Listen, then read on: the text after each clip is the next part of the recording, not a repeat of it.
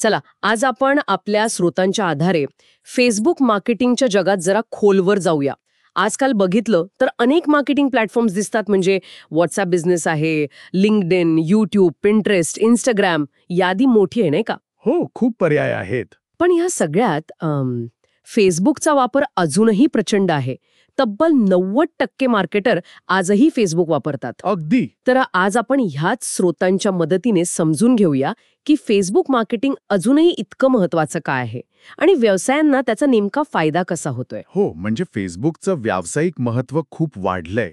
हे आता फक्त मित्र आणि कुटुंबाशी जोडलं राहण्यापुरतं राहिलेलं नाहीये. बरोबर.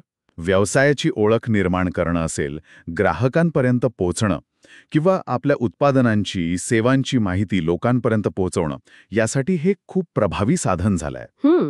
आणि जर योग्य रणनीतीने वापरलं तर फेसबुक व्यवसायांना खरंच खूप मोठ्या प्रमाणात ग्राहक मिळवून देऊ शकतं, कारण त्याची पोहोच खूप मोठी आहे. आणि आकडेवारी पाहिली की हे अजूनच स्पष्ट होतं. बघा ना, आपल्या स्रोतांनुसार 93% सोशल मीडिया मार्केटर्स फेसबुक वापरतात. 93%? मोठा आकडा आहे.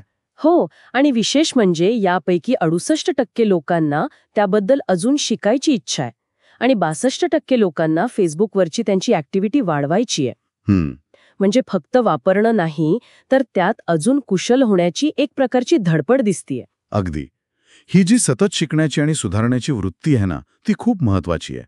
आणि यात अजून एक मोठा ट्रेंड दिसतोय, तो म्हणजे व्हिज्युअल कंटेंटचा. हो, व्हिज्युअल्स. तब्बल 85% मार्केटर्स फेसबुकवर व्हिज्युअल्स वापरतात आणि त्यातले जवळपास 73% म्हणजे 3/4 लोक त्याचा वापर भविष्यात वाढवण्याचा विचार करत आहेत. बापरे, म्हणजे जवळपास सगळेच. हो ना. याचं कारण पण स्पष्ट आहे. फेसबुकचा अल्गोरिदम पण दृश्यश्राव्य कंटेंटला जास्त महत्त्व देतो असं म्हणतात. अच्छा. त्यामुळे लोकांपर्यंत पोहोचायला मदत होते आणि एंगेजमेंट पण वाढते. बरोबर. आणि फक्त स्थिर चित्रणच नाही, तर मला वाटतं व्हिडिओ आणि लाईव्ह व्हिडिओचं महत्त्व पण प्रचंड वाढलेलं दिसते आपल्या स्रोतांमध्ये. हो, बरोबर. 55% मार्केटर्स व्हिडिओ वापरतात आणि यातले 72% जण त्याचा वापर वाढवू इच्छितात किंवा अधिक शिकू इच्छितात. व्हिडिओ मार्केटिंगचा जोर वाढतोय. आणि लाईव्ह व्हिडिओचं प्रमाणही कमी नाहीये. 61% मार्केटर्स ते वापरतात आणि 59% त्याबद्दल अधिक जाणून घ्यायला उत्सुक आहेत. हो, लाईव्ह इंटरॅक्शनमुळे एक वेगळा कनेक्ट तयार होतो ग्राहकांशी. म्हणजे मार्केटर्सला कळलंय की लोकांचं लक्ष वेधून घेण्यासाठी व्हिडिओ हे किती प्रभावी माध्यम आहे. अगदी. आणि यात फेसबुक जाहिराती म्हणजे फेसबुक ऍड्स हा अजून एक महत्वाचा भाग आहे. हो, ऍड्स बद्दल काय आकडेवारी आहे. 93% सोशल मार्केटर्स फेसबुक ऍड्स वापरतात. म्हणजे जेवढे फेसबुक वापरतात जवळपास तेवढेच ऍड्स पण वापरतात. अच्छा. आणि 64% लोकांना या जाहिरातींचा वापर वाढवायचा आहे पुढे जाऊन. म्हणजे त्यांना चांगला प्रतिसाद मिळतोय असं म्हणायचंय. बरोबर. हेच दिसतंय की फेसबुकच्या जाहिराती जर योग्य प्रकारे टार्गेट केल्या तर चांगला परतावा देतात. म्हणूनच मार्केटर्स त्यात जास्त गुंतवणूक करायला तयार आहेत. आता थोडं इतर प्लॅटफॉर्म्सकडे बघूया. इन्स्टाग्रामचा वापरही जोरात वाढतोय असं दिसतंय. 54% मार्केटर्स ते वापरतायत. हो, इंस्टाग्राम पण खूप लोकप्रिय आहे. आणि 63% जणांना त्याचा वापर वाढवायचा आहे. पण तरीही जेव्हा थेट तुलना केली जाते तेव्हा फेसबुक 52%, अजूनही लिंक्डइन 21% मार्केटर्ससाठी जास्त पसंतीचं दिसतंय. विशेषतः B2C म्हणजे बिझनेस टू कन्झ्युमर मार्केटर्ससाठी आणि मोठ्या व्यवसायांसाठी फेसबुक अधिक प्रभावी ठरत आहे असं स्रोत सांगतात. यामागे काय कारण असेल? याचं एक महत्त्वाचं कारण म्हणजे फेसबुकची सर्वसामान्यांपर्यंतची पोच आणि लोकांच्या रोजच्या जीवनात असलेलं त्याचं स्थान.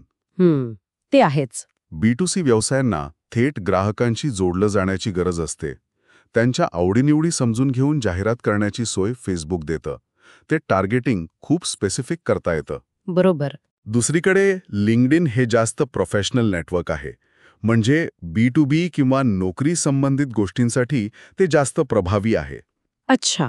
त्यामुळे समजा एखाद्या स्थानिक बेकरीला किंवा कपड्यांच्या ब्रँडला थेट ग्राहकांपर्यंत पोचायचं असेल तर फेसबुक जास्त सोयीस्कर आणि प्रभावी ठरतं.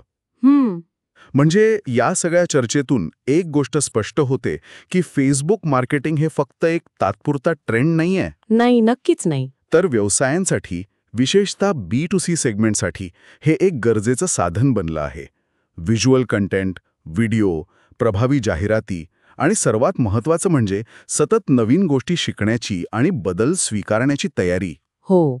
हे सगळे घटक फेसबुकवर यशस्वी होण्यासाठी आवश्यक आहेत. अगदी बरोबर. आणि हे सगळं बघता एक विचार मनात येतो काय? की फेसबुकचं हे जे वर्चस्व आहे आणि त्याच्या वापराच्या या पद्धती आहेत त्या किती काळ अशाच टिकून राहतील? हां, चांगला प्रश्न आहे. आज व्हिज्युअल आणि व्हिडिओचा बोलबाला आहे, मान्य.